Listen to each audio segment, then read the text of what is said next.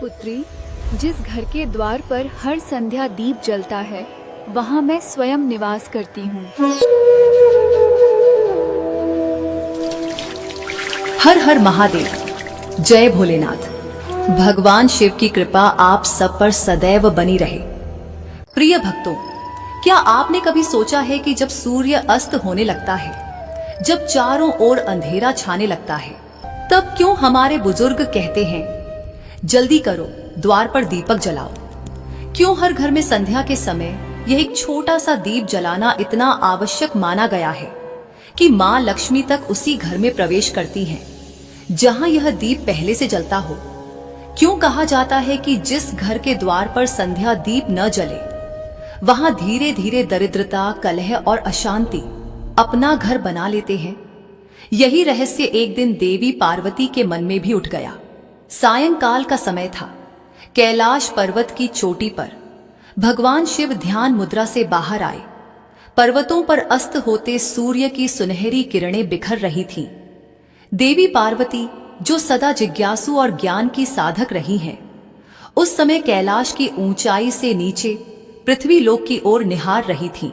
उन्होंने देखा कि सूर्यास्त के समय हर गांव, हर नगर, हर घर के द्वार पर दीपक जगमगा रहे थे। देवी पार्वती के मन में प्रश्न उठा। उन्होंने भगवान शिव से कहा, प्रभु, मैं देख रही हूं कि जब दिन ढलता है तब मनुष्य अपने द्वार पर दीपक जलाते हैं।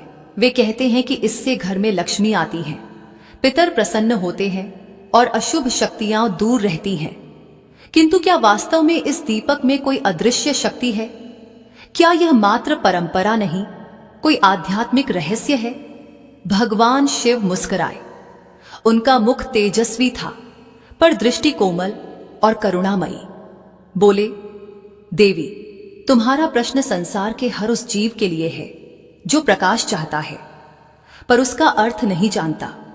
संध्या के समय द्वार पर जलाया गया दीपक केवल एक ज्योति नहीं, यह ब्रह्म का प्रतीक है। जब मनुष्य द्वार पर दीप जलाता है तो वह केवल अंधकार को नहीं मिटाता, वह अपने जीवन, अपने घर और अपने कर्मों के द्वार पर प्रकाश की घोषणा करता है। देवी पार्वती ध्यान से सुन रही थी। भगवान शिव ने आगे कहा, दिन और रात के मिलन का यह समय सबसे संवेदनशील होता है। यह वह क्षण है जब दिव्य शक्तियां दिशा बदलती हैं, देवगण स्वर्ग लौटने लगते हैं और प्रेतात्माएं पृथ्वी की ओर उतरती हैं। यदि इस समय कोई दीप द्वार पर जलता हो तो वह दीप स्वयं एक प्रहरी बन जाता है, जो देवताओं को आमंत्रित करता है और नकारात्मक शक्तियों को रोकता है। इसलिए यह दीप केवल रोशनी नहीं, एक रक्षा कवच है। संध्या दीप के बिना द्वार ऐसा है जैसे आत्मा बिना संस्कार के, खाली, असुरक्षित और दिशाहीन। देवी पार्वती ने विस्मित होकर कहा, तो क्या यह सच है प्रभु कि जिस घर के द्वार पर दीप नहीं जलता वहां लक्ष्मी नहीं ठहरती? शिव बोले, हां देवी, लक्ष्मी का स्वरूप स्वयं प्रकाश है। वह जहां अंधकार देखती है वहां नहीं रुकती। जो व्यक्ति अपने द्वार को दीप से प्रकाशित रखता है वह अपने घर को लक्ष्मी के योग्य बनाता है। फिर भगवान शिव ने कहा, देवी, इस संबंध में मैं तुम्हें एक पौराणिक कथा सुनाता हूं जो इस दीपक के दिव्य रहस्य को प्रकट करती है। हे देवी, बहुत समय पहले की बात है, जब अयोध्या नगरी स्वर्णमय शोभा से आलोकित होती थी।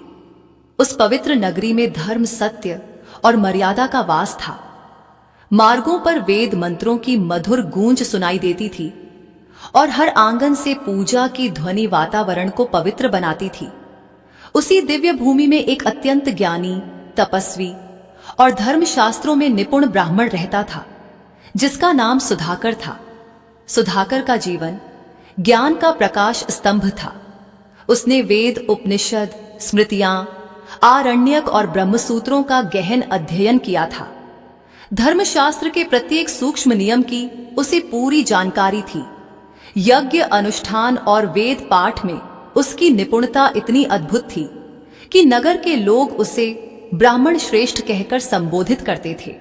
परंतु हे देवी, उसके पास ज्ञान तो था, किंतु भक्ति का मधुर रस उसके जीवन में नहीं था। वह पूजा करता था, पर केवल एक कर्तव्य के रूप में। उसके हृदय में श्रद्धा की वह आर्द्रता, प्रेम का वह भाव और समर्पण की वह गहराई नहीं थी जो किसी सच्चे भक्त के हृदय में होती है।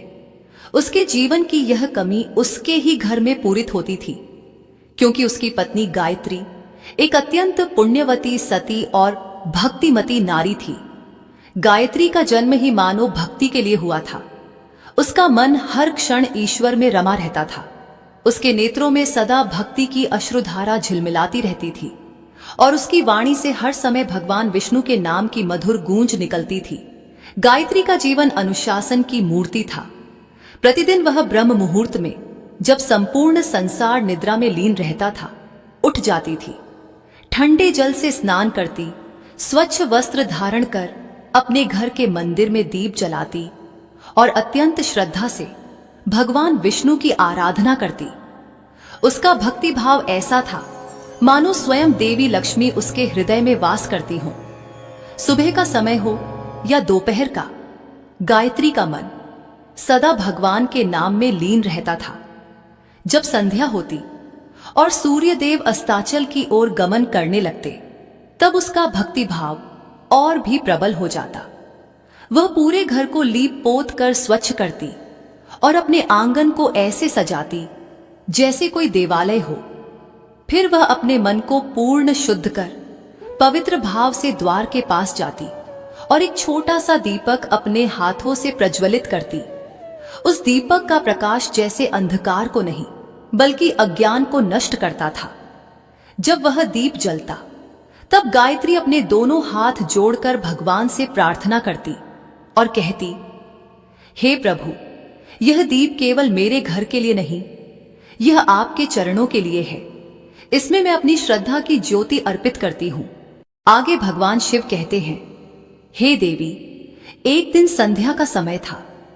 गायत्री अपने प्रतिदिन के नियम के अनुसार आंगन को लीप पोत कर द्वार पर बैठी थी। वह बड़ी भक्ति भाव से दीपक तैयार कर रही थी। उसने मिट्टी के छोटे से दिए में तिल का तेल डाला, रुई की बाती बनाई और अपने नेत्र बंद कर भगवान का स्मरण करते हुए दिया प्रज्वलित किया। उसी समय उसका पति सुधाकर वहां आ गया और गायत्री का उपहास करते हुए बोला, हे वल्लभ, तुम यह दीप प्रतिदिन क्यों जलाती हो? इससे क्या लाभ होता है? यह तो व्यर्थ ही तेल की बर्बादी है। अपने पति के मुख से यह शब्द सुनकर गायत्री शांत हो गई। उसने कोई क्रोध नहीं किया, कोई कटु वचन नहीं कहा। वह धीरे से उठी और अपने पति के सम्मुख जाकर अत्यंत विनम्रता से बोली, हे स्वामी, यह दीप केवल तेल और बाती से नहीं जलता, यह मेरी श्रद्धा से जलता है। यह दीपक मेरे हृदय की भक्ति का प्रतीक है। इससे घर में देवी लक्ष्मी का आगमन होता है और धर्म का प्रकाश फैलता है। अपनी पत्नी की यह बात सुनकर सुधाकर, जो तर्क और ज्ञान के अभिमान में डूबा था, हंसकर बोला, हे वल्लभ, यदि यह दीप इतना चमत्कारी है तो ठीक है। मैं भी देखना चाहता हूं कि क्या यह तुम्हें किसी संकट से बचा सकता है। वैसे तो मुझे यह सब अंधविश्वास प्रतीत होता है। अपने पति की इन बातों को सुनकर गायत्री को बहुत दुख हुआ, परंतु उसने कुछ नहीं कहा। उसने केवल शांत स्वर में इतना कहा, हे स्वामी, संकट के समय भक्ति की परीक्षा होती है और जो भक्ति सच्ची होती है वह हर परीक्षा में उत्तीर्ण होती है। इतना कहकर वह घर का काम करने चली गई। मित्रों, धीरे धीरे समय बीतता गया। ऋतुएं बदली, समय बदला। फिर एक दिन अचानक कुछ ऐसा घटित हुआ जो सुधाकर के जीवन की दिशा ही बदल देने वाला था। अयोध्या नगरी पर एक भयंकर अकाल का प्रकोप छा गया। आकाश महीनों तक सूना पड़ा रहा। बादल आते तो थे पर बरसते नहीं थे। खेत सूख गए, तालाबों का जल समाप्त हो गया और धरती की गोद में दरारें पड़ गईं। संपूर्ण नगर भय और पीड़ा में डूब गया। अनाज के दाम आकाश छूने लगे। भूख के कारण बच्चे रोने चीखने लगे। माता पिता असहाय होकर उन्हें निहारते। धीरे धीरे वह अकाल इतना बढ़ा कि राजमहल तक में अन्न की कमी होने लगी। मित्रों, आगे शिव कहते हैं, हे देवी, उस विपत्ति की अग्नि से सुधाकर का घर भी अछूता न रहा। जिस घर में कभी यज्ञों का धुआं उठता था, वहां अब चूल्हा तक ठंडा पड़ा था। वेद पाठ का स्वर अब भूख की आह से दब गया था। घर में रखे अन्न के दाने समाप्त हो चुके थे और जल का एक पात्र तक दुर्लभ हो गया था। सुधाकर, जो स्वयं को बड़ा ज्ञानी समझता था, अब विवश हो गया। उसके मुख पर निराशा की रेखाएं उभर आईं। परंतु इतना सब कुछ होने के बाद भी गायत्री का विश्वास अटल था। उसने अपने प्रभु में विश्वास कभी नहीं छोड़ा। वह भूखी रह लेती थी, परंतु दीपक फिर भी जलाती थी।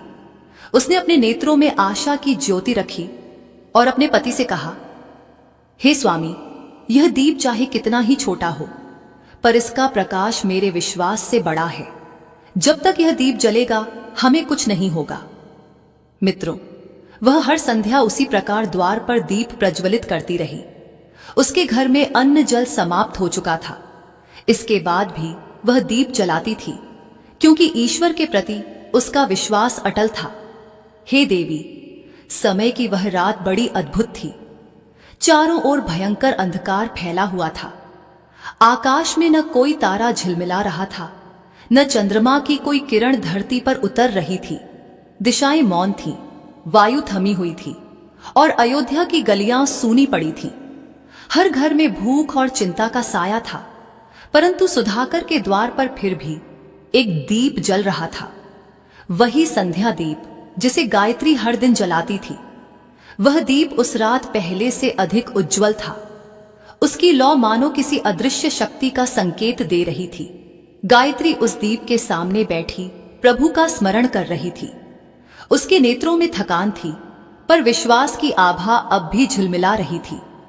उसके हृदय में बस एक ही भाव था, प्रभु, मेरा यह दीप आपका प्रतीक है। जब तक यह जलता रहेगा, मेरा मन भी आपके चरणों से जुड़ा रहेगा।